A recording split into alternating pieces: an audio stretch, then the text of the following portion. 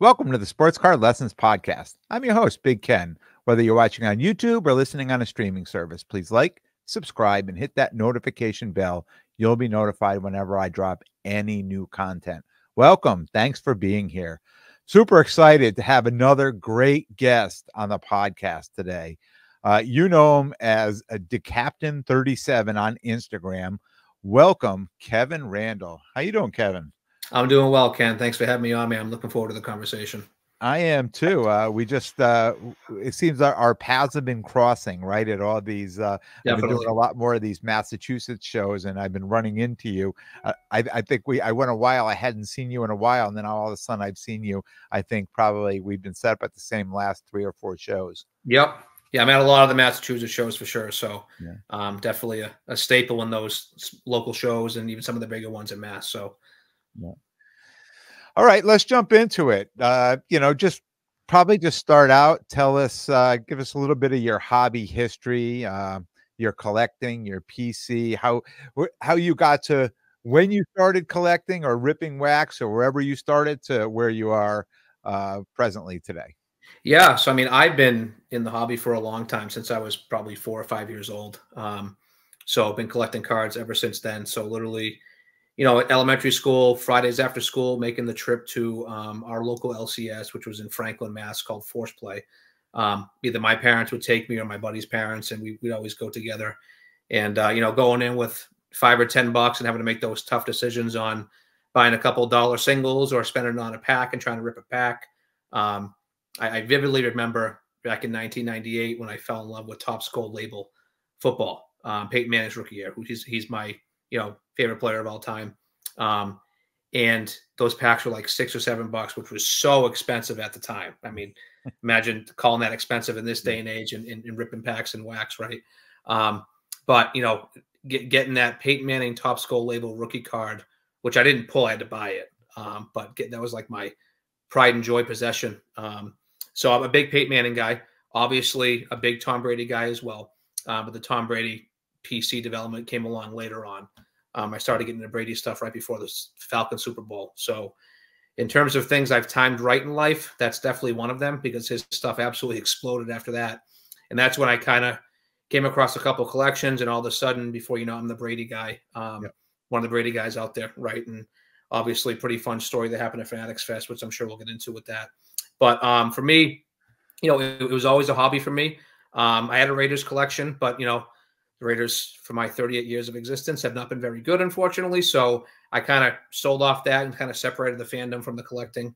It's probably good I did that, because would have been taking some serious losses on cards in Raider Nation, unfortunately. But, so if I mention, not to interrupt you, if I mention the no tuck rule, you're probably going to twitch a little, or? Well, the funny thing is, right, like at this point now, with the impact Brady cards have had in my life and where I am, if I had the tuck rules, I'm kind of like okay with it now, because if that doesn't happen, who knows what happens with his career, which is great. I was literally just talking about this with somebody last weekend at my fantasy football draft, saying like, man, such a terrible memory for me. I was literally in a friend's basement, me and 20 friends who are all Pats fans.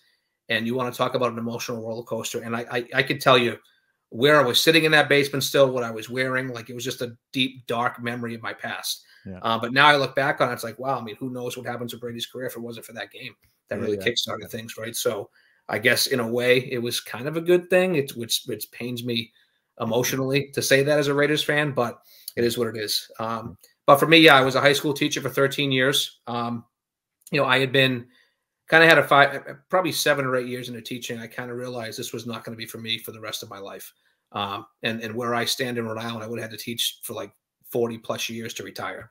And I just wasn't something I was going to want to do, was willing to do. So fortunately, very supportive wife and family allowed me to kind of pursue this full time. I always had this as kind of like a side gig, but never really making money. I was always spending a lot more than I was actually selling, right? Because I was a collector, and I still am a collector. Yeah. But, I created the DeCaptain37 brand, got the logo done, got on social media, developed the Instagram page, have a pretty good following there now. And that was all part of the plan. And then I'm like, all right, I'm going to take a year off from teaching and try this and see how it goes. It went well, and here we are. So this is the full-time gig. I do this full-time. For me, it was definitely more of a family decision it was, I mean, it was a passion for the hobby, and I love the hobby. And, you know, my 7-year-old son's involved in it now. It's awesome busting packs with him and watching him add to his collection and things like that. We go to the LCS, Central Sports Cards in Pawtucket. My friend John Dooley owns that shop, and I take Gray in there, try to get there once a month, and he'll just sit there for an hour and go through dollar boxes. I just think back to the days where I used to do that as a kid, and it's nostalgic. It's awesome to see. And he loves sports. Talk about he's a dad's dream, right? Seems like every passion I have, he's totally jumped into.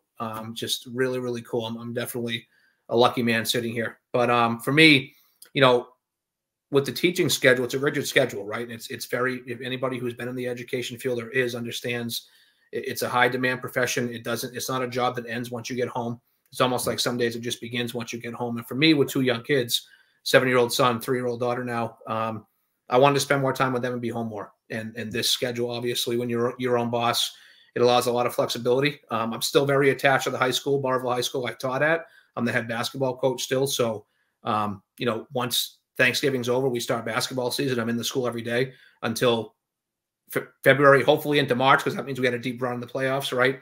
Yeah. So I kind of got the best of both worlds. I'm still very attached to that school and building and that town, which has meant so much to me and had such a big impact in my life. I lived in that town for 11 years, and I get to do what I want to do full time and be home more. So really, I'm sitting here, you know, really loving life at this point. Things are going good, brother. You know, I'm a retired teacher, but I taught in a prison. So when I left at the end of the day was over. There was, you know, where your day was just starting in the public sector. Mine was for sure. Mine was just ending. Same profession, very different at the same time, right? So yeah. What year did you leave teaching? Did you take the year off? So this was 2.5 years ago at this point. So in our contract, it basically said you can take a year leave of absence unpaid, which I did, and they hold your spot. So it made sense. Like, all right, I'll try it out, and if it doesn't work out, I'll just go back to teaching, right? And you know, so was this after the pandemic? Like, did you go back? This was after the pandemic. Yes. Yeah. Okay. Yeah. So, just, you know, and I got a lot of respect for people who are in that field and are still in that field. And I think teachers are some of the most underpaid, underappreciated people out there. But just, I had an opportunity to do something else, and you know, I'm a gambling man, right? So it's a big risk, obviously. You know, you leave things behind, security, you know, pension, health insurance, things like that. But unfortunately, my wife has a great job, and we have that stuff through her. And I'll look back in 10 years and say this was either the best or worst decision of my life, but I'm willing to gamble on myself. So here we are. When you decided to make it a business, right, giving up that weekly, you know, teacher's paycheck, did it add more pressure to you? Did the hobby become like not as fun or less fun? Yeah, I mean, great question. I'm having probably the most fun I've ever had in the hobby at this point. Because for me, the more you sell and wheel and deal and pick stuff up, the more people you meet, the more you network, right? And some people I talk to every day are people I've met through doing deals with and in the hobby, right? So for me, I love it. I'm a people person. I'm very sociable. I love meeting new people, love setting up at shows, love all of it. I mean, you know, a bad day at a show beats the hell out of a good day in the classroom. I'm sitting there correcting papers and trying to plan lessons and things like that. That's how I look at it, right? Yeah. But the pressure question is definitely one that has merit. Initially, I definitely felt pressure. Like, you'd have a bad show, you're like, oh man, like this is tough right now, right? Like, either you're using this to pay the bills, right? But for me, after doing it the first year, you realize that there's some shows you don't do much. There's some shows where you do a number you never thought you would do, right? Yeah. So it's just peaks and valleys, ebbs and flows. So it's definitely, you know, if you go like a month without having any good sales, it definitely is a uneasy feeling, right? When you're using this to pay the bills. But I think if you have a brand, you've established that, you're well known in the hobby, you're well respected in the hobby. I've worked very hard to, you know, when people mention my name, it's somebody that people have respect for and think that is doing good for the hobby while making a living out of it. But yeah, don't get me wrong, it definitely comes with pressure. But you know, as I've done this more, and I just realized that if 1 month is bad, it usually means 1 month is 3 times as good. So especially when you don't do everything, like I'm specific, I do vintage baseball, I'm into football, as you know, you and I have had plenty of football conversations. Tom Brady, Hughes, like that stuff. It can some stuff can be seasonal, right? Especially this young quarterback stuff when you get involved in that. in the football market. So naturally, some months are going to be better than others. We just look at the calendar and when sports are going on and things like that. So I'm into basketball now too, obviously, and that tends to cool off, over the summer, right, once the season ends. So it's ebbs and flows, man. But so far so good in terms of where I'm at and how things are going. And yeah, I mean, I love setting up at shows, love talking to people about cards, love doing stuff like this. That'll never get old to me. Yeah, that was kind of my next question to you too, is and the thing I found coming back into the hobby and then becoming a dealer, right, is really trying to figure out how to make it, self-sustaining, right? Because I love to do football, but football now has become a year-round thing. But 4 years ago, 5 years ago, it was definitely a season for it. Like once the playoffs and the Super Bowl came, then you needed to have something else to, and I was the guy that was still trying to sell football. Then I said, okay, I have to come up with different product to sell if I'm going to be a dealer all year round for the different seasons, right? So it sounds like you've kind of figured that out a little bit now of just becoming putting a business plan together, right? And that's probably the best way to do it, to say, okay, yeah, football season starting now, but I'm already looking ahead to December, January, February. These are the things I may be like buying now to sell, or I have this product, I'm going to put it out. Just talk to me a little bit about, your thought process as far as seasons go. Yeah. So for me, expanding was the biggest part of my business plan, because really I was known as the Tom Brady guy and the Peyton Manning guy, right? And I had strictly football. And, you realize you don't do this full time. Like you can't just be a niche area, right? You got to expand. Yeah. So, I got into vintage baseball, which was probably the best decision I made in the last 2.5 years in terms of my business plan and where I'm at. Got into basketball, definitely, obviously I'm in the Boston area, right? Celtics are huge out here. So that's helped. And I'm a diehard Celtics fan anyway, right? So I still don't do like modern baseball. I don't do a ton of prospecting across sports, but expanding has helped a ton. And for me, like, I'm more of a low risk, low reward investor in terms of what I'm doing. Like I'd much rather spend a lot of money on Mahomes, right, and make 10% versus getting into 3 or 4 different young quarterbacks who are all going to be down 20 to 40% halfway through the season, right? So that's how I've kind of always looked at things. I was also fortunate, part of this, jumping into this full time, I was sitting on a decent sized collection where I knew I was going to make some serious profit on. So it's nice when, if you don't have a good month, I can sell a Brady card I've had for 5 to 10 years and make a killing on, right? Yeah. And kind of help counter that, right? So, this wasn't something I just jumped into full time and started from scratch with like, here's my initial money in my bank account, and here we go. I'm sitting on stuff I've had for a while, and I can make decent profits on. So that also helps. That's where it gets into the really tough part, because, anytime I have these conversations with people or talk to people about what I'm doing in my life and full time, like I just hope what comes through is that I love cards. I'm a collector still. Yep. And you get some really difficult decisions. Like I always have right around the national time, I have what I call the PC purge yearly, where I kind of sit down my PC and say, all right, here's the non-negotiables. This stuff isn't going anywhere. Here's the stuff I think I can move. I always have, for me, on my Instagram, I have a Flickr page. There's a link to it. It has my whole inventory on there. It has my PC cards, has everything. So that's actually kind of helped the business kind of run itself a little bit, because literally 2 days ago, I got a message about cards I didn't actually put for sale that were in the for sale for trade folder for Brady, and sold, 5 figures worth of cards, right? So it's like, when you have people have access to your stuff and they know where it is and they can look at it, it helps. Yeah. And usually around these big show times, like the National, for example, always got to get some DMs about PC cards. Hey, would you ever make this available? I'd like to offer this in a card. So some stuff you'd say, no, it's not going anywhere.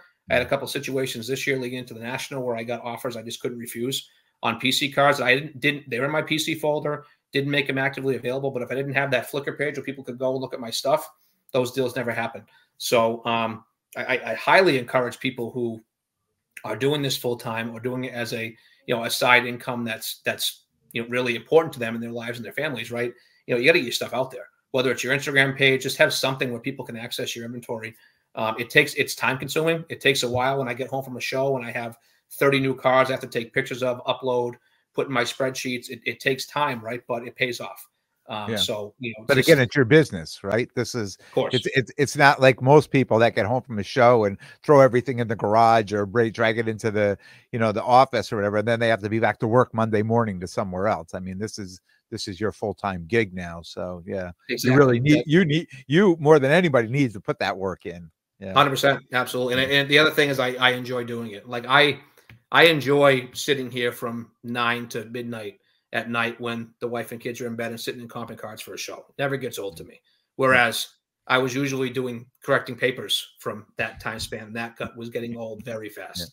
You know, when you got 50 to 75 of the same essays to grade and correct that stuff. Yeah. You know, I'll never get sick and tired of looking at my cards and seeing where they're at. I was getting real sick and tired of doing the correcting. I'll tell you that much. Yeah. Yeah. I know that feeling. It's funny. It's interesting. I just had this thought, and I wanted to see how much of this has ever affected you. But I know people now who recently, I have at least 3 people I know that said, I'm leaving my job. I'm going to do this hobby full time. Now, these are people that, I would, do deals with all the time. And I've noticed, since it's their full time thing now, there's very strict margins on everything.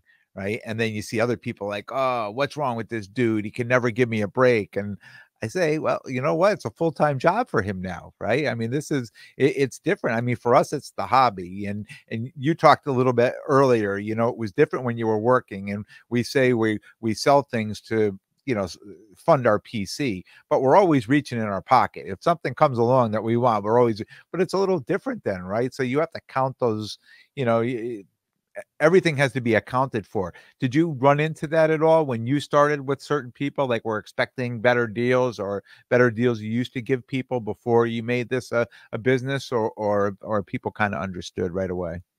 Yeah, I mean, you always have people you're close with who kind of, expect you to take care of them, right? And listen, I'm very open and honest with people. It's like when you negotiate with me, we'll negotiate, but it gets to a point where this is the number and that's it. And if I don't move it, I don't move it, right? Yeah, So, yeah. Yep. And I'm also, I think a big part of my business model is patience. Like I'm okay sitting on a card for 4, 5, 6 months, 2, 3, 4 years, right? Like what the young flippers don't understand. Some of the biggest profits I've made on cards are cards I've had for 2, 3, 4, 5, 6, 7 years, right? Mhm. Like you don't have to buy a card and then flip it a month later and make a killing on it. Right? You can sit on some stuff. The young quarterback game, it's very different in the young prospecting game, right? But it's okay to buy a super rare card and sitting on it for a while. It usually, I've really never had it work in a negative way. Now, obviously, if you bought stuff during the COVID bubble, different animal, right? Everybody had bought stuff during that they're upside down on, right? But in general, if you find something super rare, it's okay to sit on it for a little while until you get the number that you want, right? But for me, I had to become much more diligent in keeping track of what I'm paying for stuff, right? I have all sorts of spreadsheets and stuff now. So that was a learning curve for me because I was never an Excel or Google Sheets guy, but have a couple friends who are very good with it, help me set things up. And I'm very, very diligent with that now. But listen, when you deal with me, you're not paying massively over comps, right? Unless it's something super rare that we can't, it's tough to price. But at the same time, like you're not buying stuff from 80% off me, right? Like I'm not somebody's gonna be giving that. That's where I'm buying it at, right? Mhm. So does that mean you do less deals sometimes? It does, but at the same time, like it's certain stuff you got to get your number, otherwise it doesn't make sense to move it. So Yeah. So let's switch gears here. We're going to go for something fun right now, right? So right. at the national this year, I watched a video of you opening a 2017 National Treasures hobby box, and you pulled. Well, you tell the story. I mean, Yeah. So first off, obviously, pretty cool video for you, right? Being a Chiefs guy, right? And seeing the Mahomes. But so myself and my friend Joaquin, live Dr. Evil sports cards on Instagram. He is a very high-end collector. If you go into his page, he's got a Patrick Mahomes 2017 Prism Gold. Like he's got insane stuff, right? So he likes to have some fun and he likes to spend some good money on wax every national. So we started doing it a couple years ago and had a blast. So we got like a group of guys we get together with and bust this high-end stuff. I mean, I have a small stake in the break, but he's paying for, all of it, right? For the most part. yeah. So the car was his, but so what we do is, we had like a case of 2018 Prism basketball. So Luka, right? So there's 7 or 8 of us in the room. We're all busting those packs and pulling. So it's just such a great time, right? Having some drinks. It's amazing, right? When we get to the super high end stuff, it's just him and I kind of alternating and opening that stuff. So, you know, we actually did 2020 National Treasures first. Great. I mean, that rookie class in 2020 football is unreal. You know, Yep. Burrow, Tua, Hurts, Herbert, Love. Then you got Jefferson, CeeDee Lamb. I think Jonathan Taylor's in it too. Like, just it's crazy. You start rattling off these names, you're like, oh my God, how could I not pull something good? Which is the danger, right? With busting yeah. But we actually did okay. We pulled a Joe Burrow redemption autograph out of that. We pulled a Love NFL gear, the on-card auto with the piece of the football and a napkin jersey. Was the redemption still good? Yeah, no. So was it still? I don't know if that was. We pulled so many redemptions that we took him to the Panini booth and they took care of us. So he's going to get something for that because that card's live. I don't know if the redemption's still good, but they took care of him with the expired redemptions. They were very helpful with that. So shout out to Panini customer service for that. And we pulled a Jalen Hurts, the crossover RPA, not the actual RPA, but the crossover one. Nice 3 or 4 color patch in there on card auto. Then we got to the 2017 NT, and you know we had said to ourselves that if we saw something, like if we were open in prison, we see some gold, we're going to go live on Instagram, right? Just to kind of show it off. Well, then the break absolutely sucked for the most part. So we got to the 2017 NT, and way, way, way back in the day for me, I was a group breaker, which some people don't know. So I know how to, you know, do the stuff to make it exciting, right? And stuff like that, get the card on top.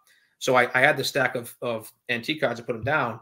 And when I pulled the first one off, I knew the RPA was on the bottom. It kind of kicked out, and me and my buddy Jay was right next to me, and we saw red on the edge. So we're like, oh man, and everybody, we froze, and everybody's like, what's going on? And I'm like, guys, I see red in the edge in the bottom of this card. So we didn't go live because the break had sucked so bad. We didn't want to go live, pull like a Kareem Hunt, and everybody laughing at us, right? So we just videotaped it on my phone. I gave Joaquin my phone because it was the box I was opening. He opened one first, and I was opening one the opposite end of the table. Everybody came around, and just what a cool moment. Like the pure joy in that room. We all went absolutely nuts. A lot of F-bombs were dropped. Just in excitement. It was so freaking, and the car wasn't mine, but it was so freaking cool to do that live with a group of close friends. And I can't believe how viral it went. It was everywhere, right? I mean, it was like the talk of the show the next day at the National. You got people coming up to me, talking to me, people giving me hugs, like, oh my God, I can't believe you pulled that. This was so awesome to see. You know, you had auction companies reaching out, trying to work deals, but it's in Joaquin's PC. He's holding on to it. I think the only way he's moving that thing is if he can upgrade it into a better patch or something like that. So, but it was just absolutely unbelievable. And I just, you know, you slow. We did the slow roll. The Steve Smith, which I actually think I have in my desk right next to me right now. Here it is. I actually kept the Steve Smith Prism base card, which I'm showing the camera right now, that I used to put on top of the card. This will like live in infamy, right, or in positive light forever. That's just a lucky card. Exactly, right. So this is coming to the National Chicago next year. Absolutely. The lucky card, right? So actually a guy will help me win a fantasy football Super Bowl one year too. But it was just so cool. And just and you buy a high-end case like that, you're spending serious money, and that's the card you want to pull. And if you don't pull that, you're losing serious money. Yeah. So and most people are on the latter part of that. Most people buy that box and they're losing serious money. Exactly, because like who else? There's really nobody else in 2017, right? You got Deshaun Watson, whose cards are nothing now, right? McCaffrey, right? Yeah. Actually, we did a 2017 case the year before, a first off the line, and pulled really nothing, but we pulled the McCaffrey Stars and Stripes RPA, which was cool. But I mean, if you think about it, that was like a crap pull, right? In 2017, that was not the card you were chasing in there. In 2017, you were chasing Watson, right? I mean, he was you know, I mean, Mahomes didn't even really, he played his last 3 games. I mean, you would know best, right? His rookie year, right? So I mean, you know, he didn't play a ton his rookie year. So next year he took over and you know. Yeah, I think he just played the last game of the season. Was it the last game? Yeah. So and then he took over the next year, and the rest was history, right? But it was just such a cool moment. And when you have the other guy from Chicago, who went first? Is Trubisky? Trubisky, yeah. Trubisky, I mean, I think he was him and Watson, I think Trubisky was even more of the chase card that year. I think Watson was. I feel like we're missing somebody too, but regardless, they've been forgotten about, right? Yeah. But as of now, if you open that stuff that high end, you don't pull them Mahomes, you're losing a lot. But fortunately, we did, and it was just like I said, you can share cool moments like that with good friends in the hobby. Nothing beats that. So that's our Friday night ritual at the National. That's our high end case break night. So it was a hell of a time. You guys, now it's a group of guys, and it looked like you were in like a hotel. Yeah. So the funny thing was, Joaquin got kind of screwed. He had booked a suite at his hotel, and when he got there, they overbooked. They didn't have it, so he got put in a smaller room. He's like, "Listen, I got something planned Friday night. I need something." So they gave us a conference room there. So it was like a big, huge conference table and stuff. Nice, spacious room. So it was cool. So it was me, him, and I think it was like 6 or 7 other guys that were in the room. And we try to keep it a little small. I mean, listen, we'd love to have 40 people in the room, right? But when you got that kind of money in the room and that kind of pricey stuff, you try to keep it to a close-knit circle. But just an awesome time. And, another shout out to him. It was so cool. Fanatics Live, just out of nowhere, reposted it like last week and tagged me in it. And it happened over a month ago now, but it's still out there, so just really, really cool moment. And just like I said, the pure joy in that room. It was a fun room to be in. That's for sure. Yeah. Well, you don't see that many videos. I mean, when you really think about how many people do record like those, and they ended up being crap boxes. So when one finally hits and they got a video, I mean, you've got to show it. And if you get a couple extra 15 minutes of fame on that, you're not complaining, are you? No, that's for sure. Yeah. So then your summer got even better. Oh, I don't know if you could say better, or I mean, it just kept going. You probably had that Steve Smith card with you, right? But then you go to Fanatics Fest, right? And I want to say, I want to say it was a lifelong dream, right, to meet Tom Brady. But didn't you grow up? If you grew up a Peyton Manning fan, you didn't grow up a Tom Brady fan. It was it was one or the other. The funny thing is, like, my family does not like the Patriots at all. So I grew up not liking the Patriots, and then obviously you grew up in Massachusetts, right? Yeah. So I'm Bruins, Celtics, Red Sox, but it wasn't the Patriots, right? I was always a Raiders fan. My father's a diehard Colts fan. My mother was a Dolphins fan. Loved Dan Marino. Most women did love Marino back in the day, right?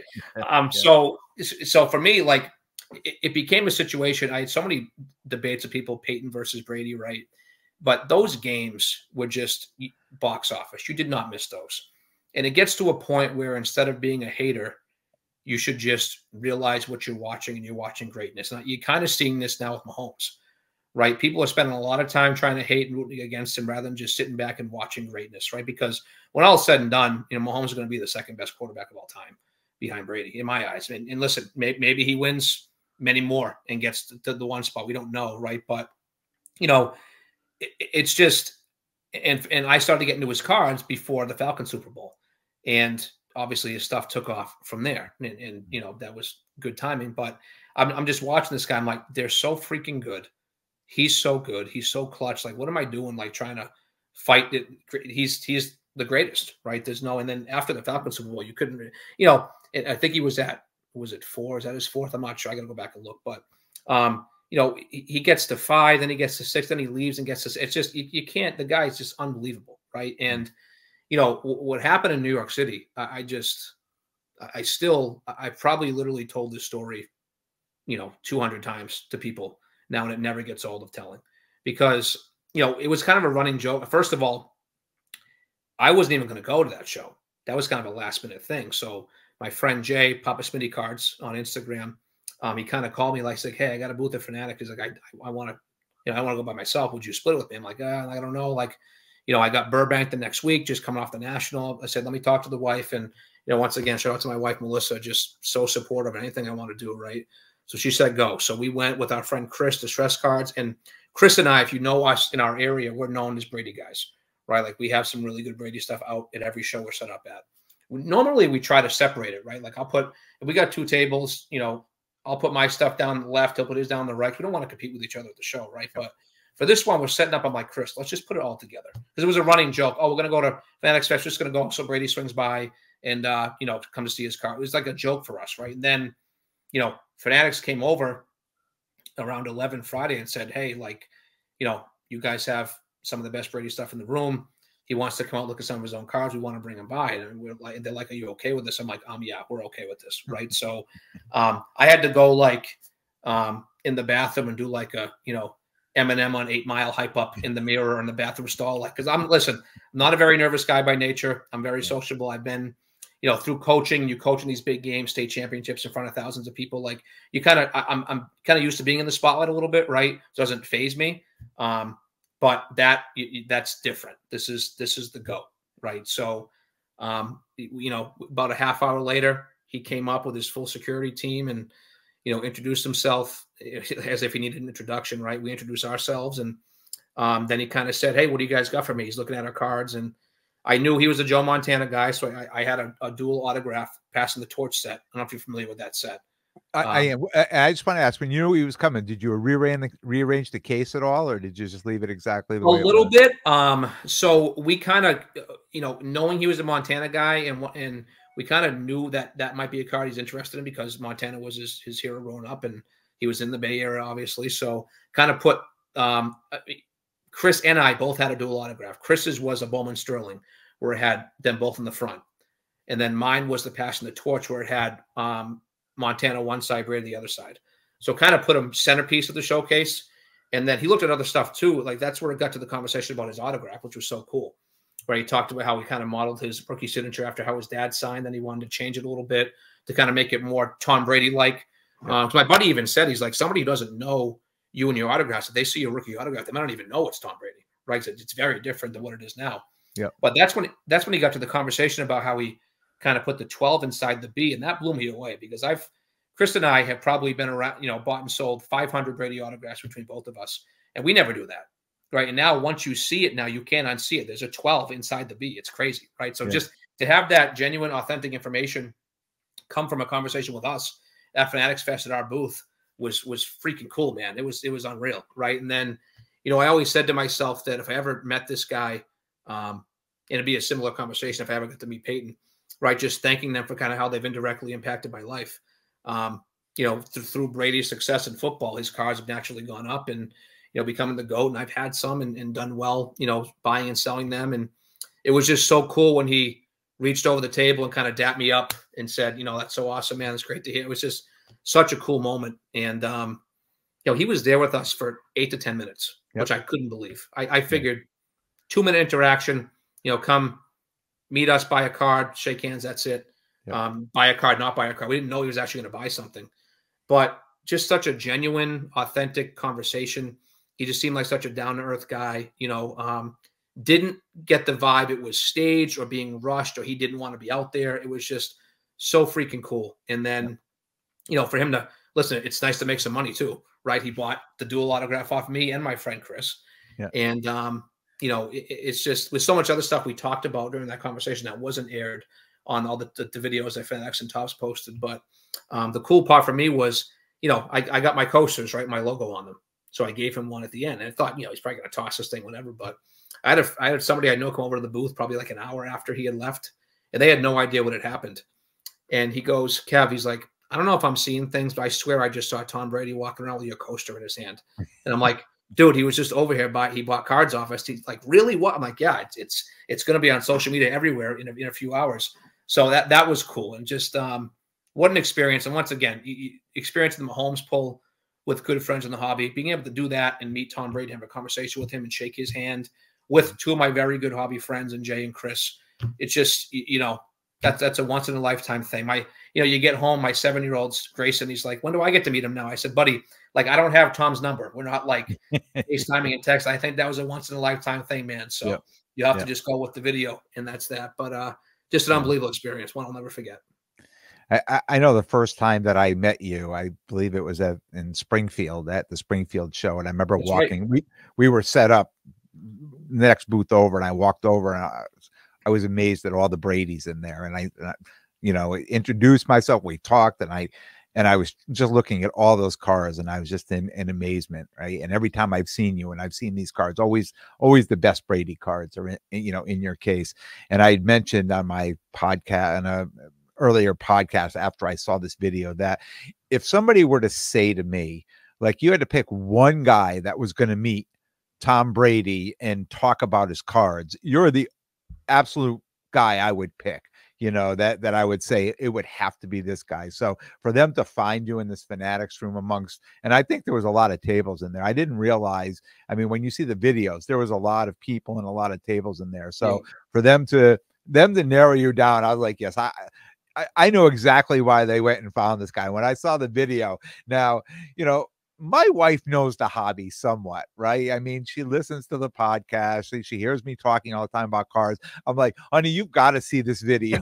and there, very few times have I ever pulled out a video and said, watch this video, because this is probably the coolest moment you know, for me to see that's happening to my friend, but more for you. That what a dream moment for you. So first of all, I appreciate that, and honestly, it's been humbling. The amount I must have had literally 800 DMs and text messages, and people said a lot of what you said. They said, "I'm just happy this happened to you. Like, you deserve it." And I'm like, I mean, you know, I don't feel like I deserve it, right? Like, I'm a card collector, right? You know, but like the amount of people who said stuff like that, it meant a lot to me personally, because you realize that, you know, people are genuinely happy for you versus pissed off that you were the guy who got to do this or something like that. That was cool. That was, I mean, there's many cool things that came out of this, but that was top 3 coolest things that have come out of that. And the crazy part was, like, you know, you're hearing from people you haven't talked to in 3, 4, 5 years, right? Like, you've got people from high school you haven't seen since high school messaging you, like, you know, it's just the amount of people I heard from, it was just insane, right? And then you're talking to, you see your family, like, oh my God, I got text saying, hey, was this Kevin? That this is unbelievable, right? It was just, and then, you know, you think it's, and there was coverage on it. Like, I had news stations at my house.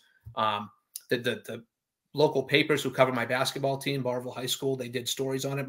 The guy, Brendan McGeer from the Woonsocket Call, who's become a good friend, who covers our basketball team during the winter, he put me on the front page of the sports section, a 2-page article. It's unbelievable, the job he did. It ended up being, he was a collector. We had an hour conversation Sunday night when I got home from New York City, and we're talking about cars. It was such a cool conversation.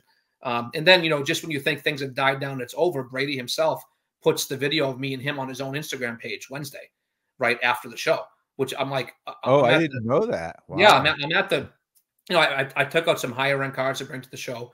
So I went to the bank, put some back in the safety deposit box, and my phone's blown up. I'm like, what the hell is going on? Like, it's Wednesday at 9 in the morning.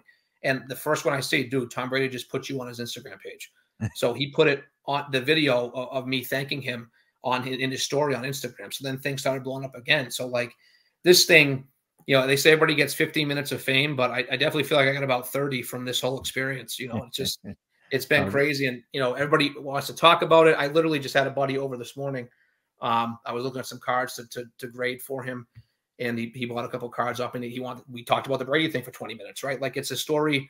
Anybody who wants to talk about this, I will never, ever get tired of telling this story. And just as if I couldn't have any more respect for the guy, like just how he interacted with us, and, you know, giving some random 38-year-old dad the time of day like he did, and more than the time of day. I still can't believe how long he stayed and kind of talked with us, interacted with us. It was just such a cool experience.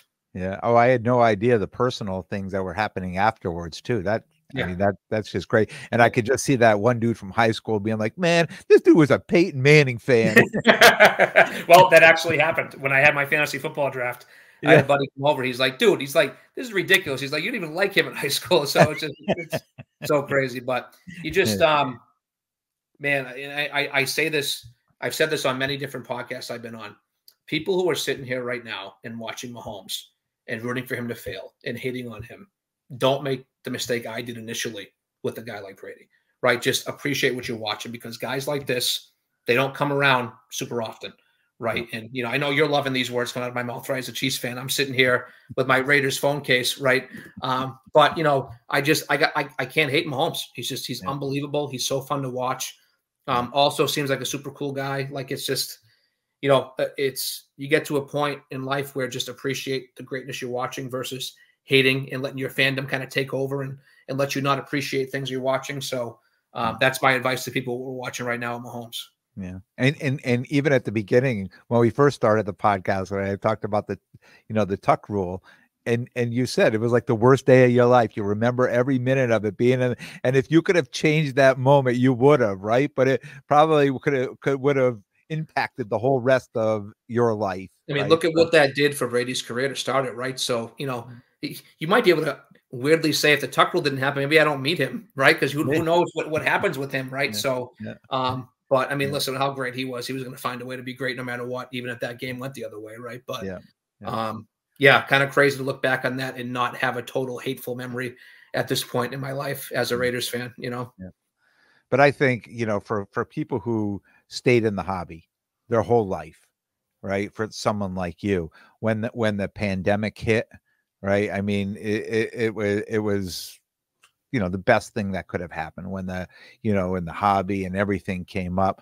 The people who jumped in because of that, did well, but the people who were there before it happened did really well, Yeah, for right? sure. I mean, it was life-changing moments for a And lot of listen, I people. was still very much a collector then, so I got plenty of cards I probably should have sold then, but I don't care. Like I love my cards. I love my PC. Like, Yeah, it's but I'll tell you, it was a harsh lesson for people who just jumped in during that, right? But at the same time, like it put the hobby on the map.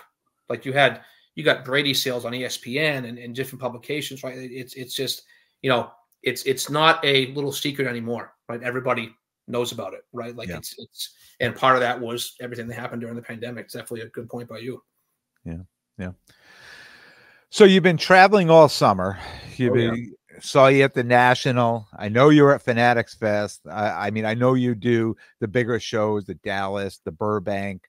I'm not sure what other ones, but if you could just kind of your thought, your opinion, just comparing some of these together, and we could start with the National and Fanatics because I know a lot of people are so fast to say, the badmouth the National and say, "Oh, Fanatics is going to take them out." And I've been asking a lot of people, that did both. I did not do Fanatics. I do the National every year. I haven't done Fanatics, but ask people the opinion that I really, I appreciate. Right? Just what your opinion? What do you think is the differences, the similarities, and is one going to take over the other?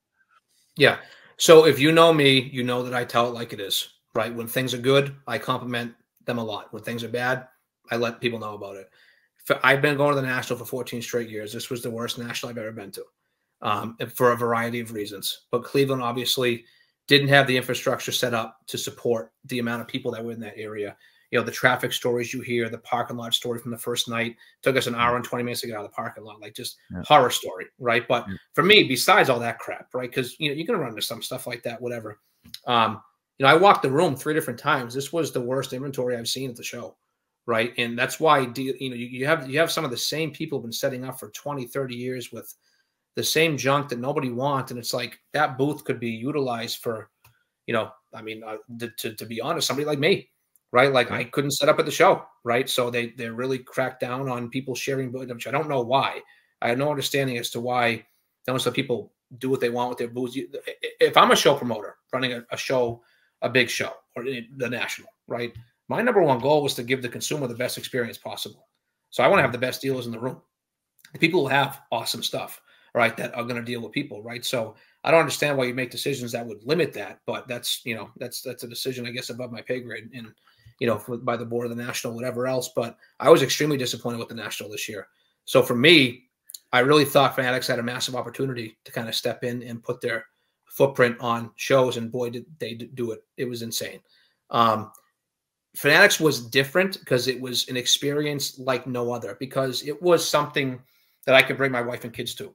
They had so many different experiences that went beyond a card show. Because realistically, the Fanatics was like 20 to 25% card show and 70 to 75% everything else, with meeting athletes, be able to shoot hoops with Kevin Durant and Anthony Edwards if you're a little kid, coming out to your favorite WWE wrestlers intro song and walking down. They had the UFC cage set up. They had hockey stuff set up. You could shoot hockey pucks. There was just so many cool things going on. All the panels and boards they had where people could sit in on.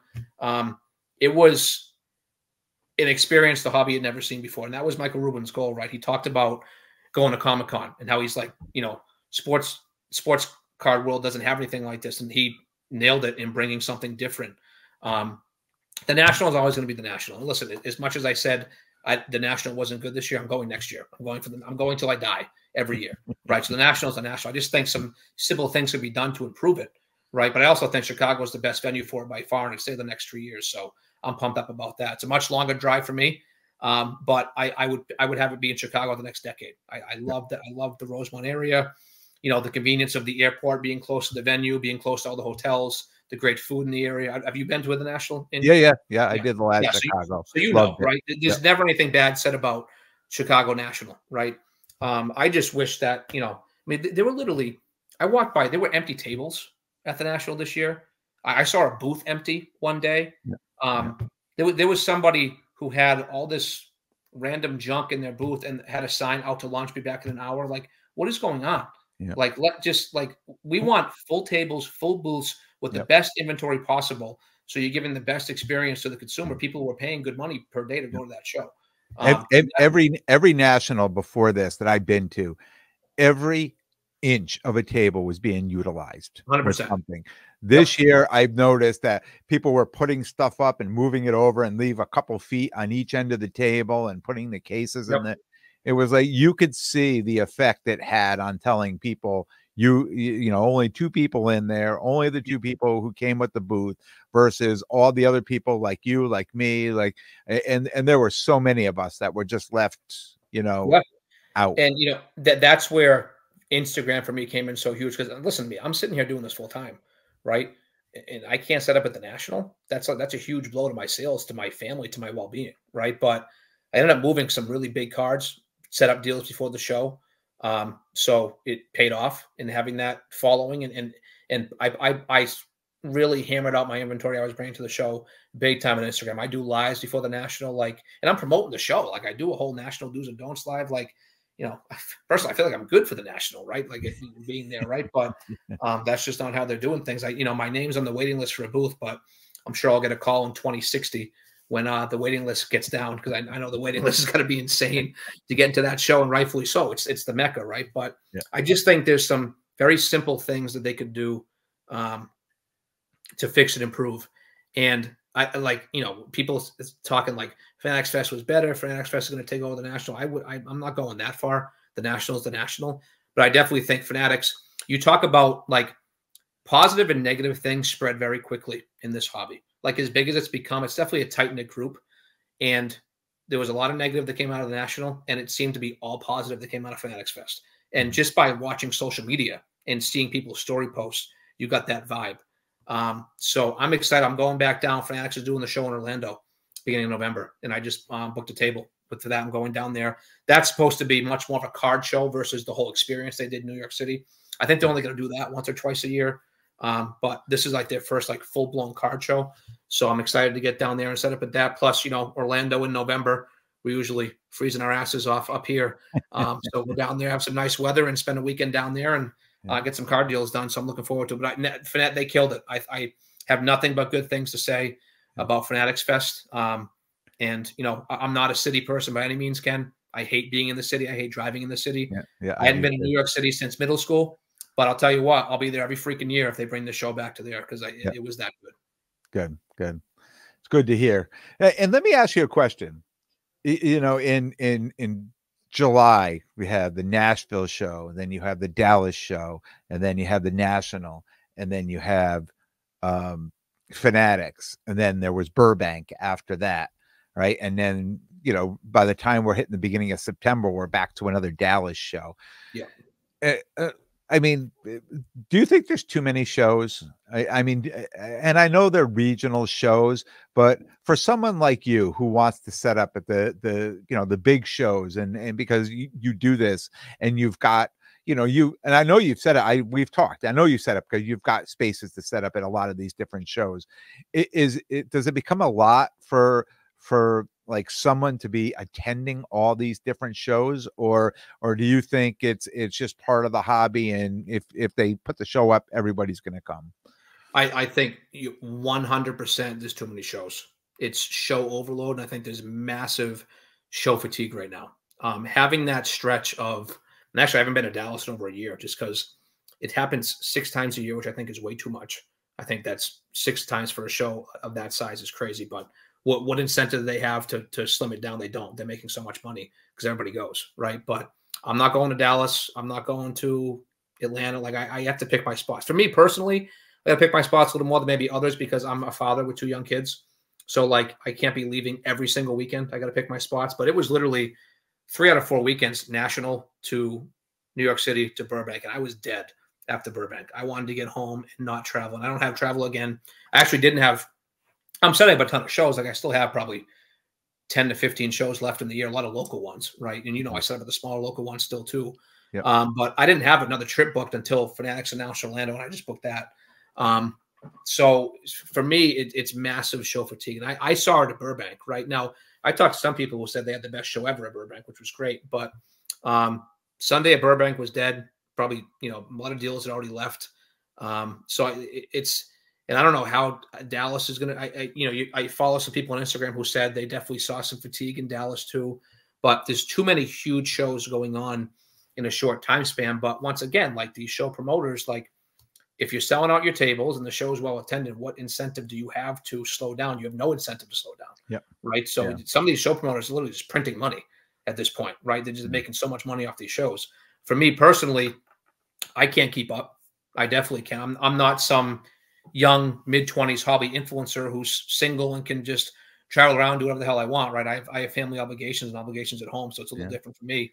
And it's not free to travel. I mean, you've got to incorporate that all into your business plan. It's 2 to 3K probably worth of overhead for each one of these travel shows, right? So that you got to factor that in, right? So I don't know if I'm going to go back to Burbank next year if it's the same setup. Like if it's the same like National to Fanatics Fest to that, I'm probably not going to do Burbank next year, right? Just because of the travel, the fatigue, because the sales were unbelievable at the National and Fanatics Fest, and they weren't at Burbank, right? So just kind of you gotta pick your spots. Well, I have certain shows they're circled on my calendar every year. Like I love going to the Midwest Monster in Indianapolis, right? I'm very good friends with Andy, the owner of Indy Card Exchange. I got a lot of friends out in that area, so it's almost like a social trip for me and a card show. And I've always done very well at that show.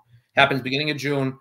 Talk about giving those guys credit, right? So first off, they tried to do a second show in the fall, and they didn't like how it went. So they said, you know what, this is a one-time-a-year show. So talk about, people who are running that show, Jeff, who's a promoter there, who get it, right? Also with that show, they do it Friday, Saturday. That's it. There's a lot of 3-day shows out there. I think our local Shriner show being one of them, that could really be a 2-day show. Right. Yeah. And how nice is that for travel, right? Like I fly in Thursday night, I set up Friday morning, we do the show Friday, Saturday, and I can fly out Sunday morning. And for the kids, it's I'm home Sunday during the day. We can hang out, whatever. It's a nice, that's my favorite trip of the year because I love that area. Super convenient. The airport's smaller. It's easy to navigate. And I think that everything about that show that they've done has been with the consumer in mind. And I think that's something that a lot of these bigger shows don't necessarily do. So definitely shout out to the Midwest Monster and my guys in Indianapolis. I love that trip every year. I go to the Chicago Sports Spectacular once a year. I try to get to a Dallas show, obviously, Burbank, Fanatics Fest. I am curious to see now, how is Fanatics going to do this? Are they going to try to hammer out a show every month or every 2 months? Are they going to do it quarterly? Like, what's their game plan going to be? I truly hope they don't overload it. I would love to see a Fanatics show quarterly. I think that'd be awesome, right? Maybe 2 just full-blown shows, then 2 like Fanatics Fest with the experience, or 3 full-blown shows, and you do that New York City Fanatics Fest with all the athletes and stuff once a year. I just hope they don't try to overdo it like some shows have done. But then again, I mean, they're taking things over, right? So sooner rather than later, 2026, I think, right? That's when they get their licenses, and they've already started. It's so the Fanatics takeover is here. I'm just curious what they do in the show aspect moving forward. It'll be interesting to see. As far as the hobby goes, like I've mentioned this before on the podcast, and another thing I like to get people's opinion on, we always talk about, we always want to bring the kids in, bring the kids in, make it fun for the kids, right? Which it looks like Fanatics was doing this with their experience, having, being able to shoot hoops with, and all this other stuff. Yeah. But as far as the hobby goes, I mean, the wax, you can barely touch the wax, right? Kids can't buy, hobby boxes with their, with their allowance type of thing. And then breaks, like it's almost as if, And I'm at shows a lot, and the kids show up, and the parents show up, and the parents who really don't understand, or maybe don't have a lot of money, like they say, look, this is what we can afford. Like, go get that. And a lot of times, I feel like those kids are getting hurt.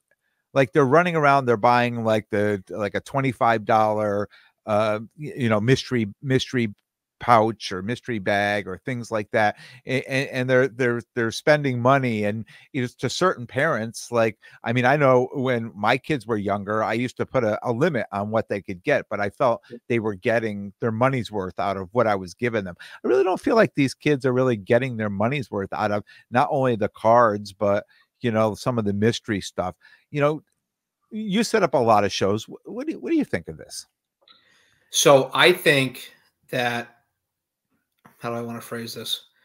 I think a kid's experience depends on how the parents are pitching it to them, right? Like, I was at the LCS the other day, and I heard one of the worst things I've ever heard from a parent saying to their kid, right? Who's, the kid was flicking at some cards to try to buy, and then, his dad was trying to sell some stuff to the shop owner.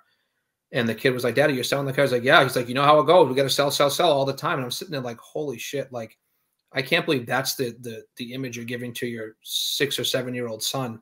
It's about collecting at that point. Like, encourage your kid, get cards they like. Like, that's what's kind of missing, I feel like. Hearing that really bothered me. Like, I went home and I'm like, that bothered me. I'm like, because it doesn't have to be a sell, flip mindset for a 7, 8, 9, 10-year-old, right? Collect what you like.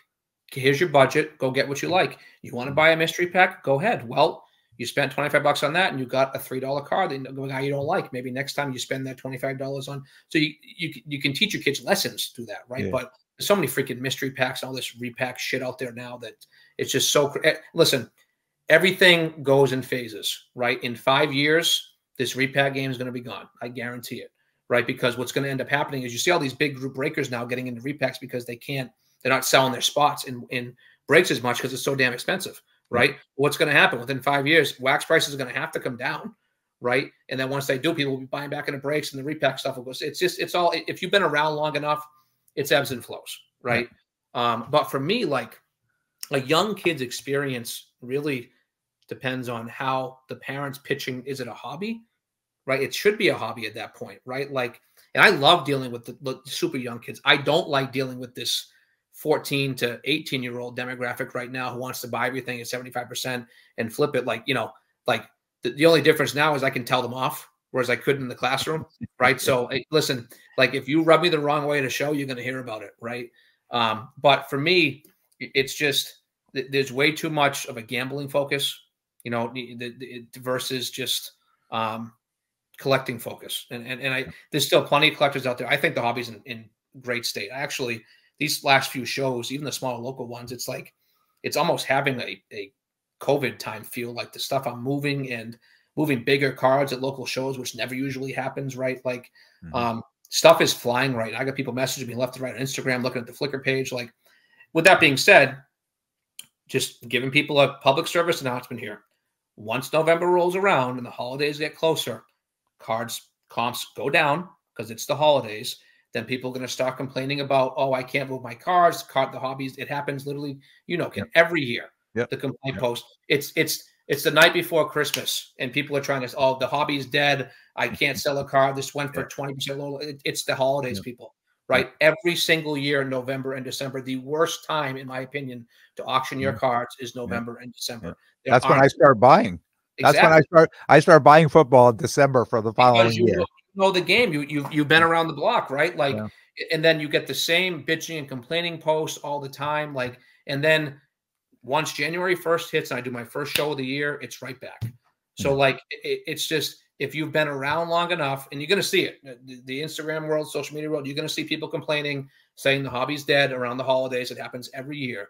And people that's the people who just came in during COVID. That's the people who haven't been around a long time, like you or I have, and understand the hobby and understand how things go.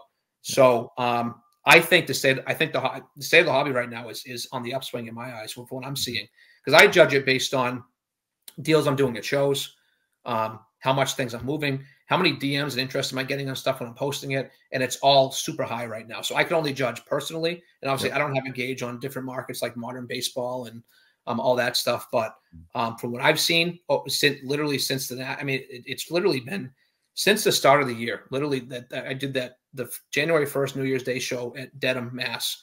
Had a great show on January 1st, and this year has been very, very good. I really haven't seen a lot of dips in terms of hasn't been a lot of bad shows. If I go through my phone checklist right now and look at all the shows I did, maybe 2 or 3 bad ones. And considering I've done like 30, I think that's saying something to where the state of the hobby is.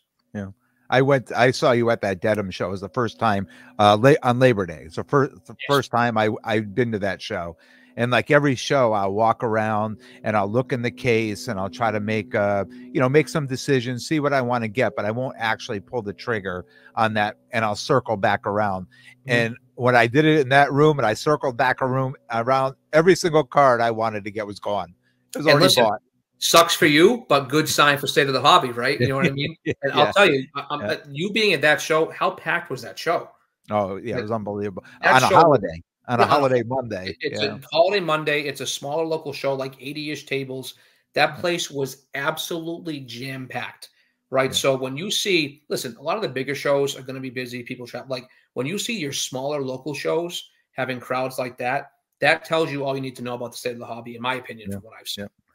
Yeah. And you were inside. Outside, there was probably 20, 30 kids out there and adults with their cases open doing like a trade night out in front of the place too. Awesome. Like people that have already been to the show, they're outside pulling cards out of their cases, going back and forth. I said, yeah. And the people I was with, I said, yeah, the hobby's very healthy right now. Yeah. Just look around. Shout out to Doug, Cardboard Promotions, who's the promoter of that show. I've been setting up that show since it was in Mansfield, Mass back in the day. He does a great job promoting it. And that crowd on that Monday, Labor Day, was that was probably the most crowd I've seen that show in the last 3 years. So that was awesome to see. Yep. So just outlook of the hobby, you see, I know you're talking about it's rising. You think it's going to continue. You think it's steady. You think Fanatics is going to, be able to, I know they say 10x, but, multiply, like bring more people in. What do you think? Yeah, I mean, I don't think 10x is possible, right? But is 2, 3, 4x possible? I think so, right? You put on an experience like you did at Fanatics Fest. Word travels quick, like we talked about. Positive and negative things travel very quick in this hobby. More so negative, for the people who love their drama, right? Whether it's this hobby or everything else, right? That stuff seems to spread more quickly. But the positive vibes that came out of Fanatics Fest and the experience people had, the amount of people I've had that message me say, "Oh man, I missed out. I can't wait to go next year." Like, that's what you want to see. And then when people have places they can go with their families to go and enjoy the hobby, I think that opens up all different doors to not 10 times the hobby, but to make it bigger and more prevalent. And I'll tell you, man, like I also judge it too. Like people who don't do cards, I have conversations with about cards, right? There's intrigue there. People are interested, right? Like, of course, I had a lot of those conversations after what happened with the Brady thing and the Mahomes poll, because that stuff went viral.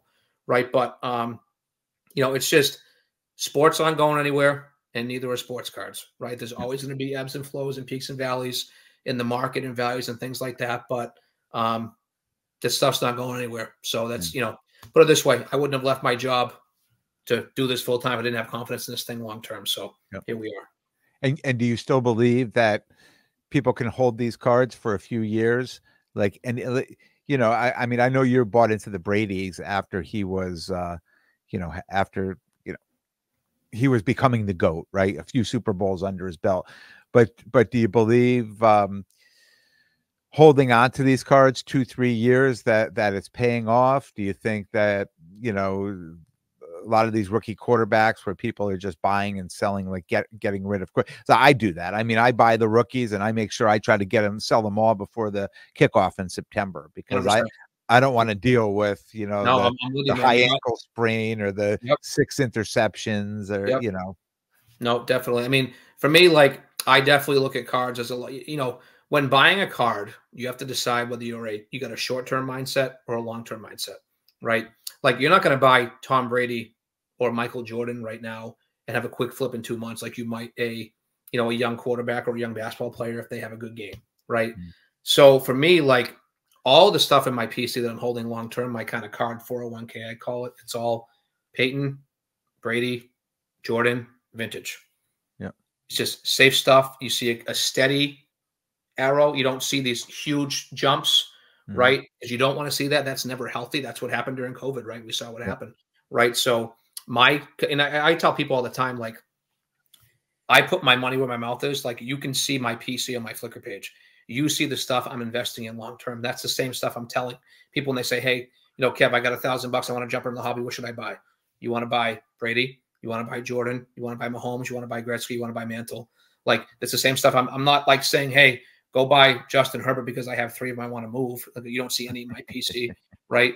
That's the other thing too. Like, you got to be careful, people that you're getting advice from about long term values. Like, make sure I like to get my advice from people who are in the hobby, who have cards, who have stuff of the people that they're telling people to go get.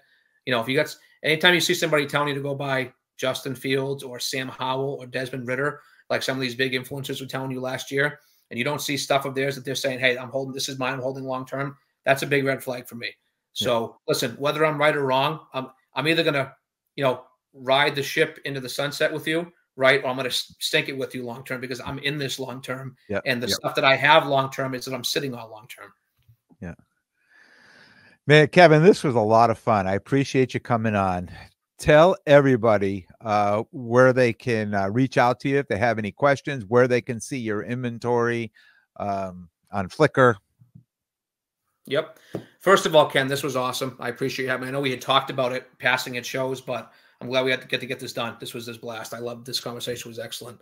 But for me, it's all local shows for me up until I go to Fanatics Fest in Orlando, November 1st, 2nd, and 3rd. So after I should be in Westerly, Rhode Island this weekend, a smaller local show. Then I have Dedham again on the 22nd. Then I'm hitting the Flipping Card Show in Woburn end of the month. And then for me, you can follow me on Instagram to Captain37. I actually set up a Twitter page or X page recently. I'm going to start trying to post on there a little bit too. And then you always have access to my inventory. Literally, if you go on my Instagram page under the Captain37, there's a link that says Flickr page. You click on that, you can see every card I own, my PC, what's available for sale, everything. Just reach out via DM. I can get you a price, so we can work out a trade and things like that. So always willing to wheel and deal, man. But this was awesome. I appreciate you having me on. Yeah. And I think probably the next time I'm going to see you is maybe at Mohegan. Yeah, Mohegan Sun, November. So you're at the Mohegan Sun show on the 28th, September 28th. And then I'll be at the 2-day show they're doing November 23rd and 24th. So I'll see you there, brother. Looking forward to that. Great. Great. Thanks for coming on, Kevin. Take care. I want to thank everyone for tuning in. And if you like what you hear, please definitely subscribe. And most importantly, tell a friend and spread the word. Until next time, take care of yourselves and everyone around you.